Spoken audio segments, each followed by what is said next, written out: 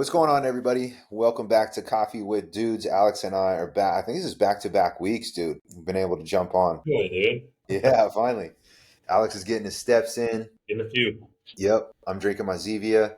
What do you got today, man? You got something? Got a culture pop. Have you ever had these? Never had it. So they're Uh-uh. really good. They're like a probiotic soda. What I like about these is that they don't have any added sugars. I feel like a lot of these probiotic drinks, they got, it's like a pop. It's like, okay, they have probiotics, but they have 45 grams of sugar added in it too. Right, right. Super good. This strawberry rhubarb is good, but my favorite is watermelon lime. I don't Nice. know if this is probably out all around the country. I'd imagine. I'm not sure if it's contained down here, but I think it's everywhere. Give it a try. I haven't seen It's it. expensive. I'll have to check it out. It's expensive though. That's the only thing. Yeah, I only get it when it's on a deal. When there they you have go. like three for $5, which is pretty expensive I anyway. feel like that would be at like New Seasons. Do you guys have New Seasons down there in Arizona? I don't know. I don't know what that is now. Is that It's a kind of like grocery? a Whole Foods. Yeah, it's kind of Okay. like yeah. Yeah. This is everywhere. This is like at Safeway. You know Oh, Safeway? okay, yeah, I got Safeway. Yeah. It's at Safeway. It's at Sprouts, Whole Foods. It's but at Safeway they generally have a pretty good deal as opposed to usually it's $3 a can, which is tough to wrap your mind around. But I'll get it when it's on three cans for $5. There you go. And There you so go. You guys have what's the other grocery store down there I'm thinking of? Fry's? um, You guys have Fry's? fries, Yeah. Safeway. Yep. That's Yeah, the one I we was thinking of. mostly we love to shop at either Trader Joe's or Safeway. Oh Mostly, yeah. Trader we'll Joe's pop staple. into Sprouts here and there for a few things. Cool. Awesome, man. Well, yeah, today let's go over speaking of like two two different options here. What is a random act of kindness or something that you enjoy to do for somebody that you love or somebody that you care about? Just any sort of random act of kindness. And then the other side of that is what do you prefer to receive when others are trying to be kind to you? What are some things that you enjoy when people kind of do them unsolicited, no warning or anything. They just kind of do it out of their good nature. What do you prefer to receive? So, what do you prefer to give? What do you prefer to receive?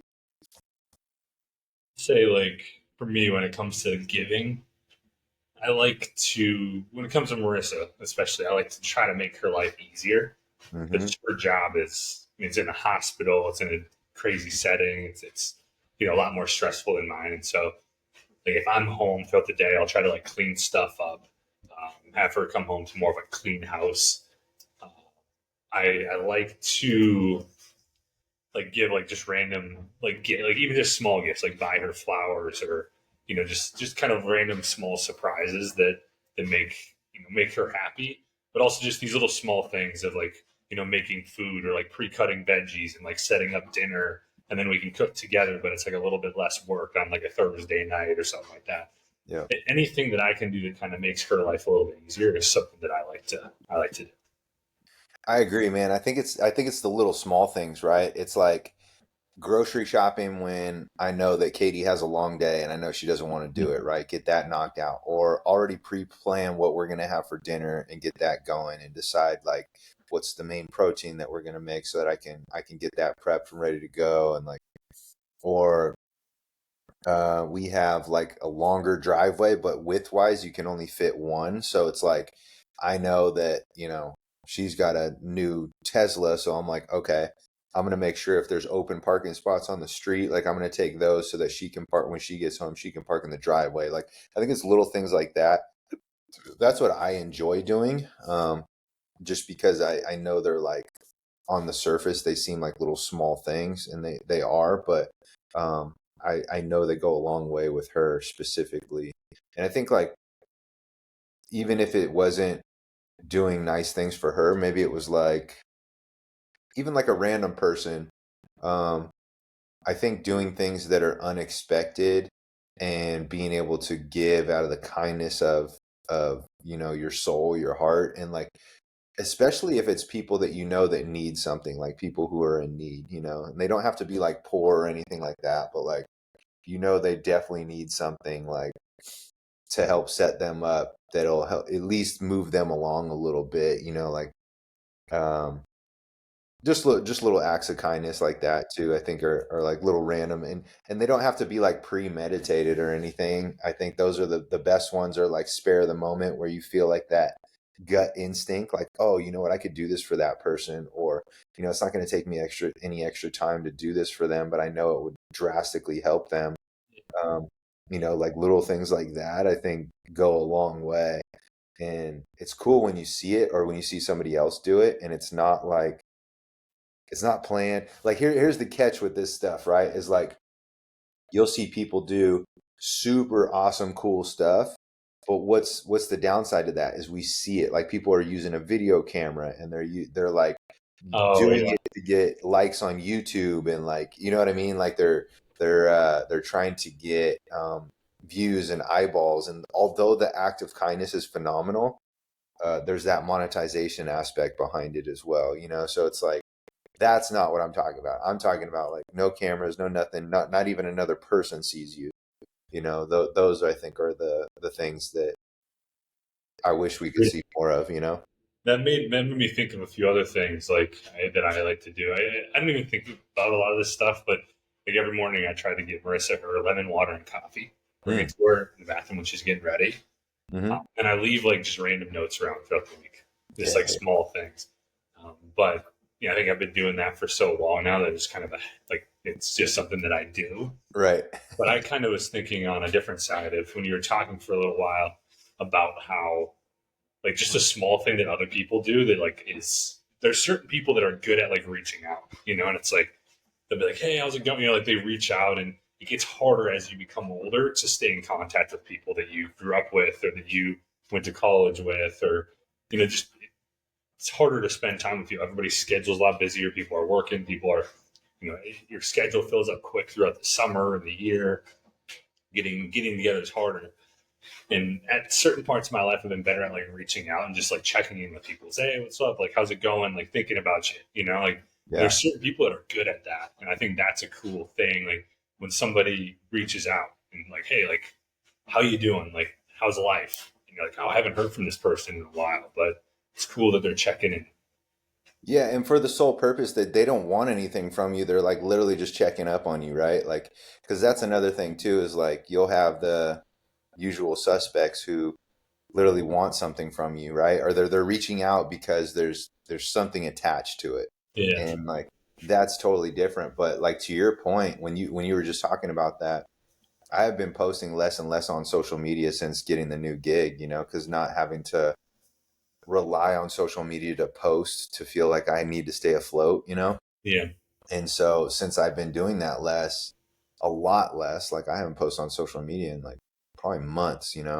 And just within this last week, I had two different people reach out to me just to check in on me, to make sure, like, see how I was doing, and how everything was going. And they had no idea that I got a new gig. And they just literally just shot me a text, and they were maybe like, I don't know, 5 to 7 days apart from one another. But two people specifically checked into me. One of them was a buddy I played ball with, and then another one was a former client.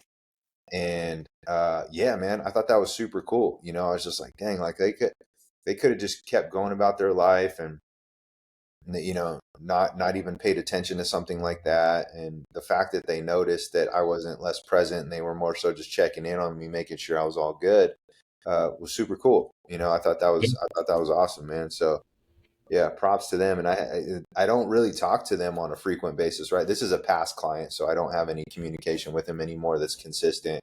And then my buddy I played ball with, to your point, it's like you get older, the conversations or the reach outs start to become less and less, almost virtually non-existent.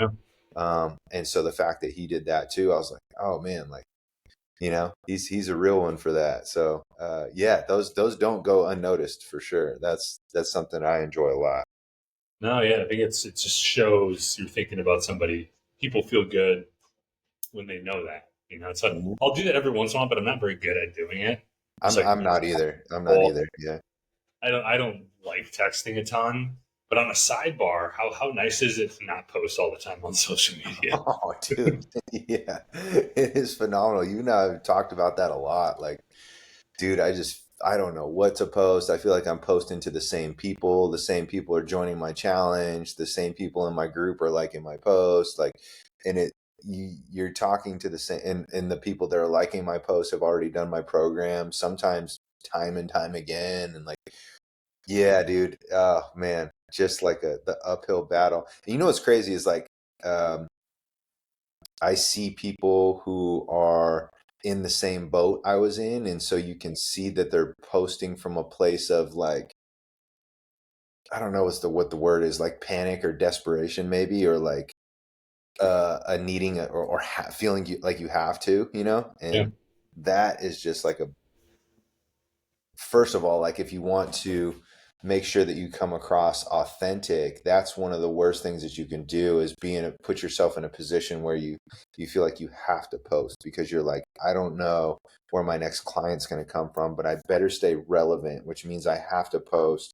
And how many different times can I say the same thing over and over and over again in my videos about preaching health and fitness and like doing all these things and like feeling this like pressure to have to post to even stay relevant is like a crazy feeling, and it was just like is exhausting is the word I can think of, like just exhausting, and it makes you just forget or lose sight of the whole purpose that we even started that in the first place was to spread word to help impact and change people's lives. And like then it becomes this game of, well, I gotta, I have to post, and in order to even stay in the algorithm and stay relevant, at least once a day, bare minimum, including weekends. And it's just like, dude.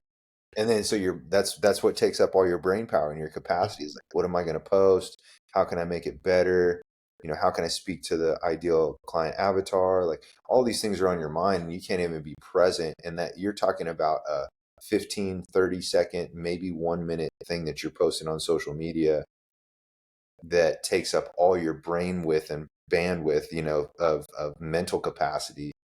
And it just puts you in like a really, really, I would say, not healthy position, in my opinion. So it feels, to answer your question, it feels amazing, dude. Like if it took a learning curve a little bit, it took a little bit of like almost like, oh, can I do this? Is it okay if I don't do that? Like if I don't post?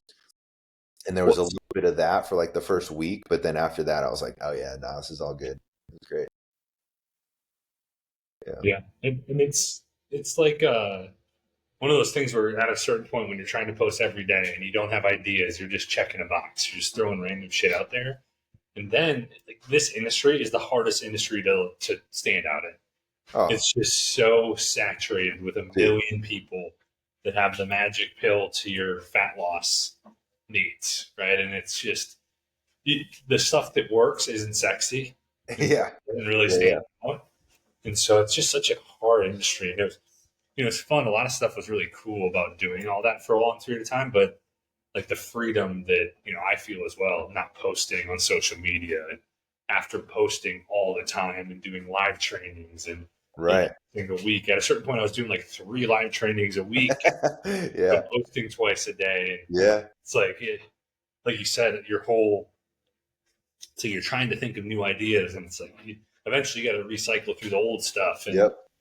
and, and everybody is the same who's joining your challenge, and if you're not like constantly reaching out and trying to like add people to your group or add people to your social media, then you start to, but then you burn out so easily too, dude. Yeah, it's Yeah. this battle. It's this uphill battle, and then you feel the burnout, and then you feel the pressure, and then you're questioning, well, maybe it's something that I'm missing. Maybe I need to sign up for this program, and then you kind of like go down that rabbit hole too of like signing up for these courses and programs and all the different things that we went through. And yeah, so it feels good, man. It feels good to be to be done with that. And by the way, like when people ask for my opinion on stuff too, and they're in that same boat or they're still chasing that, and like I can give my feedback to them. That's a cool, when we were talking about giving and receiving, that's something I feel really good about now is like being able to give my experiences, share my experiences from having done it and having been what I like to deem somewhat successful in it, and like share ideas and roadblocks that I went through that helped me to be able to help those people. That's essentially what I'm doing in my job now. right? Like it's just helping fitness business owners be able to be successful by using a platform, by using technology to their advantage. And so like that's for me, that's it's like reinvigorated me and got me in a position now where I feel like I can genuinely give now. I'm kind of come from a position now where it's 100% giving versus, well, I have to give all this information for free, which is fine. But at the end of the day, fingers crossed, I hope somebody signs up for my program because I need to get paid, right? Where it's not like that now. It's just like, it's a totally different aspect. It's a different shift. It's a different pivot. And so you can kind of give freely, help freely, truly like, and not have to worry about like signing up a client after you conversate with them, or after you give them some for free, or after they do your challenge, or after they, try your free product, or they do a trial phase or whatever, like you don't have to feel like you're forcing people in a sales pitch and like signing people up, so like Yeah, it's good. I agree. And hey, kind of to wrap this up, like we didn't talk a lot on like what feels good for us to receive, but I think for me it's very similar to what I like to give, where it's like those surprise things, those things. Marissa the other day, she made a bunch of chicken for me. I was like had like a busy few days, and I wasn't able to bake the chicken that I had in the fridge for a while, and she made all of it up. And she doesn't even really eat a lot of chicken, so that was like a amazing thing where I came back home and I was like, oh, there's chicken. I was wondering before, I was like, what am I going to eat? It's kind of late, I'll just probably eat something like quick. And there was just a bunch of chicken sitting there, so I was able to make a make some chicken up with some veggies and different stuff, and do that. And so it's nice having those things. It's nice, like it's nice getting praise for things too. I think is like, it's one of those things for me. When people notice things, and when they say things and they bring things to your attention that that you did a good job on, like that feels good for me too. Or Absolutely, man. one of those Yeah, things that everybody likes to get the praise, to get noticed about things that you're doing, and noticed about like hard work and stuff that you're putting a lot of time and attention into. So, you got anything that kind of comes to mind for you? I think I think the smaller the better. It doesn't have to be gifts, it doesn't have to be anything drastic. Something that like knowing I'm going to have a busy day packed with meetings in the morning, and like, Katie making coffee and having that ready to go, so it's one less thing that I have to worry about. One thing that is going to help me with my meetings to start the day. She'll prep, like you mentioned this before too, but she'll prep like veggies and stuff, knowing what we're going to have for dinner already while I'm like wrapping up work still, or like, just little things like that. Or sure, like here's another one is like this, it doesn't have to be about gifts, but she randomly will get me like, I didn't have any like casual shorts, like casual like dress style or like summer kind of shorts. I just wear all training shorts, like just Nike athletic dry fit shorts, that's like really all I have. And it's tough to find stuff that actually fits me too. So, when she found out that I didn't have any, and like she found out specifically like what brands would fit me, like Lulu and Barbell Apparel, and like what's the other one? Viore, like those ones. Like, so yeah, they are expensive, but they fit me really well, which is why I don't buy them, is because they're expensive. But she'll surprise me and she'll get me like a couple different pairs of shorts and like different colors and stuff. And it's just like little things like that. I didn't ask for it, but she knows I'm not going to buy it for myself. So like she'll go buy it, and like she'll just get them delivered and like order to the house, and hey, just try them on. If they don't fit, then we'll send them back. But it's like, it's little things like that that you just don't have to ask for, and it just happens. And it's just like, I think that stuff's really, really cool. Yeah, I couldn't agree more. And hopefully, this is a good one for you guys. It made me realize, certain things I want to reach out to people a little bit more. Things that feel good for us. Then, hopefully, you can kind of review your life and what feels good for you, what feels good for you to give, to receive, and maybe start using a little bit more of that, with your loved ones, friends, family, whoever it is. But hopefully, you enjoyed this. If you did, all we ask you to share with friend, family, coworker, somebody who you think could benefit from this podcast. Make sure you always subscribe so you don't miss our Tuesday, Thursday episodes. Thanks again, guys, for always watching and listening. And we'll be talking to you soon.